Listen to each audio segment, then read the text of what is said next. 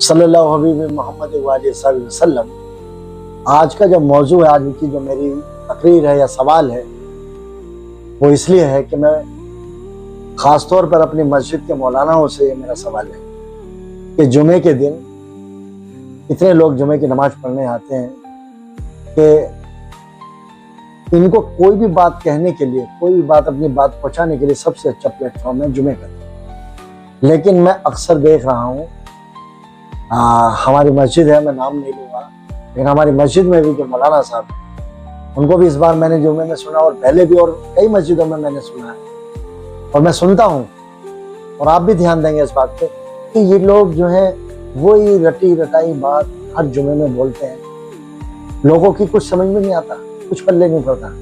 لوگ جاتے ہیں سننے کے لیے جمعے میں کہ کچھ نئی حدیث بتائی جائیں گی، کچھ نیا بتایا جائے گا، لیکن یہ گھوم کے پھر صرف نماز، روزہ، حج، زکوٰۃ۔ لوگ اچھی بات ہے آپ بتائیے، لیکن جو نبی نے بتایا کہ سب سے بہترین اسلام کا جو عمل کیا ہے، تو حضور نے بتایا تھا کہ سب سے اچھا عمل ہے اسلام کا حسن اخلاق۔ تو آپ حسن اخلاق پہ کیوں نہیں بات کرتے؟ دیکھیے، نماز، روزہ، حج، زکوٰۃ بہتر ہے، فرض ہے، لیکن اس سے پہلے ہے حسن اخلاق۔ آج ہمارے بچے موٹر سائیکل کتنی تیز چلا رہے ہیں، کیا یہ ذکر کرتے ہیں مسجد میں کہ بھائی موٹر سائیکل لگتی ہے، آپ اسپیڈ سے چلائیے؟ جو اتنے آتے ہیں وہاں پہ والد آتے ہیں، ان سے بتاتے ہیں کہ بھائی سبھی اپنے بچوں پہ کنٹرول کیجئے، اور کوئی بھی اگر آپ موٹر سائیکل دلواتے ہیں، اول تو 20 سال سے پہلے کا کوئی بچہ موٹر سائیکل نہ چلائے، اور اگر کوئی 20 سال کے بعد چلا رہا ہے تو اسے بتائیں کہ اسپیڈ اپنی کنٹرول کریں۔ یہ دین ہے، یہ دین بتا رہا ہوں میں، کیونکہ جان بچانا فرض عین ہے۔ جان بچانا اسلام میں فرض عین کہا گیا، اور ہمارے بچے موٹر سائیکل دوڑائی جا رہے ہیں۔ ماں باپ کو پتا ہوتا ہے کہ میرے بچہ کیا کر رہا ہے، لیکن نہیں کہتے نہیں ہیں۔ لوگ جو ہیں اپنا کاروبار کرتے ہیں تو راستے میں کوئی بھی چیز اڑا کے رکھ دیتے ہیں۔ کیا ان سے نہیں پوچھے گا اللہ کہ تم نے جو ہے دوسرے کو اذیت دی ہے؟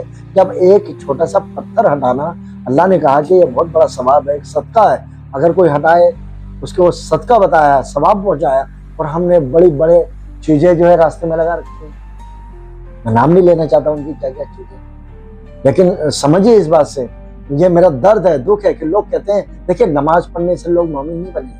اگر کوئی یہ سوچ رہا ہے کہ میں نماز 5 وقت کی پڑھتا ہوں، میں نے داڑھی لمبی رکھی ہوئی ہے، ٹوپی رکھی ہے، کرتا پاجامہ پہنتا ہوں، حج کرتا ہوں وقت میں، تو اس سے اللہ ملنے والا نہیں ہے۔ اللہ ملے گا جب تک آپ کے حسن اخلاق اچھے ہیں۔ اگر آپ لوگوں کو ستاتے ہیں، آپ لوگوں کو گالیاں دیتے ہیں، آپ لوگوں کے بارے میں برا بھلا سمجھتے ہیں، اور اپنے آپ کو آپ بہت بڑا عالم سمجھتے ہیں، یا بہت بڑا اپنے آپ کو مولوی سمجھتے ہیں، بہت بڑا دیکھیے ڈاکٹر اسرار صاحب جو ہیں، انہوں نے کہا ہے اس بات کو، بھائی ویسے وہ اس دنیا سے جا چکے ہیں، ماشاءاللہ ان کو اللہ جو ہے ان کو جنت نصیب فرمائے۔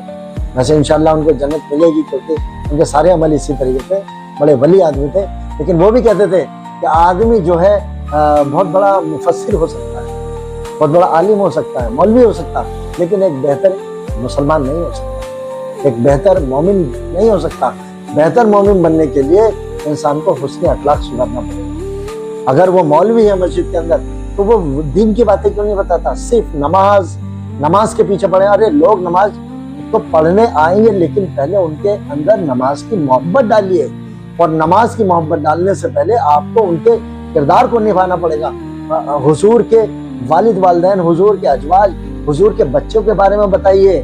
جب تک آپ ان کی ہسٹری نہیں بتائیں گے تو انہیں کیسے محبت ہوگی؟ میں نے پہلے بھی اپنی ویڈیو میں کہا تھا کہ جب ایک عام مسلمان کو اپنی بچی کا رشتہ کرتا ہے، اپنے بیٹے کا رشتہ کرتا ہے، تو وہ تمام رشتہ داروں کی ایک لسٹ بناتا ہے کہ ان کے کہاں کہاں کے رشتہ دار ہیں، وہ کتنے عزت دار ہیں، کیا کرتے ہیں وہ ہیں۔ لیکن جب حضور کی باری آتی ہے تو ہمارے لوگ کو پتہ ہی نہیں ہے۔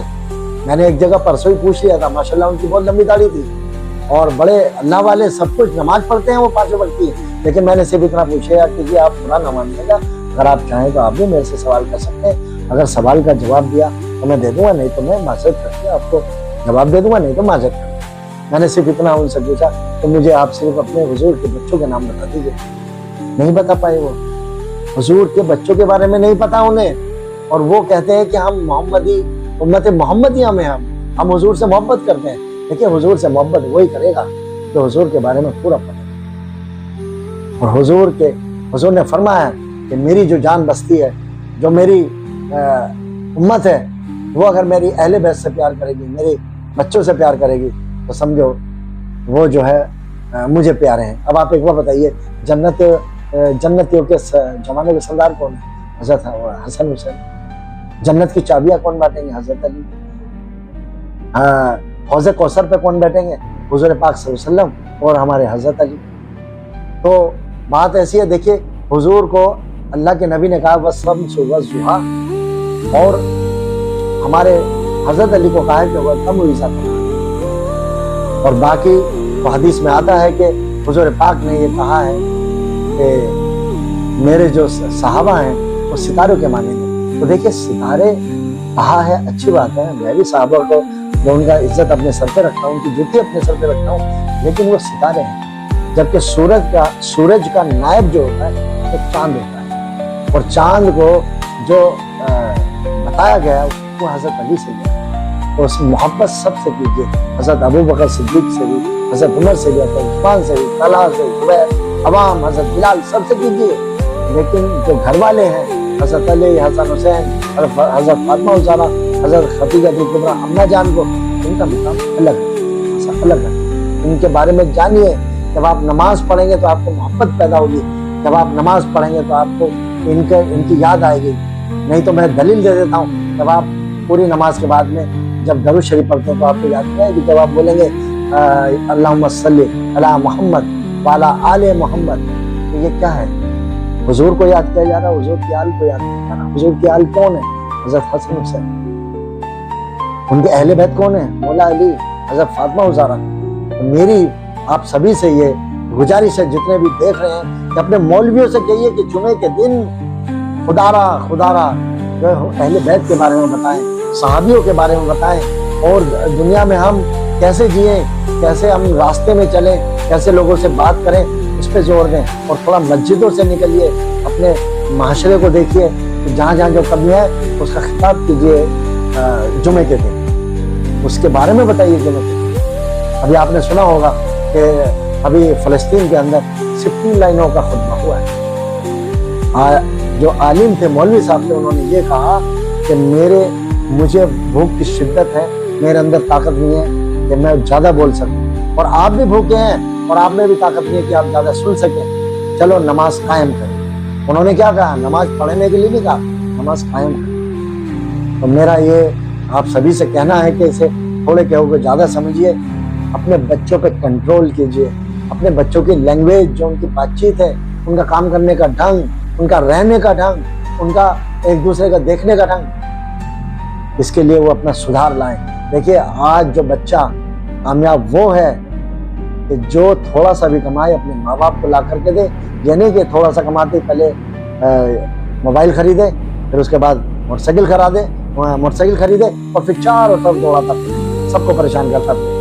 اچھا بچہ وہ ہوتا ہے جو کما کے لائے اور اپنے ماں باپ کو دے, اور پھر ماں باپ سے کہے کہ گھر بناؤ, ایک اچھا گھر بناؤ, تاکہ ہمارے یہاں جو لوگ آئے وہ بھی سکون سے رہے اور ہم بھی سکون سے رہیں, اور خرچہ جو ہے بنیادی طور پہ کم کریں. یہ میری اپیل ہے, میری درخواست ہے.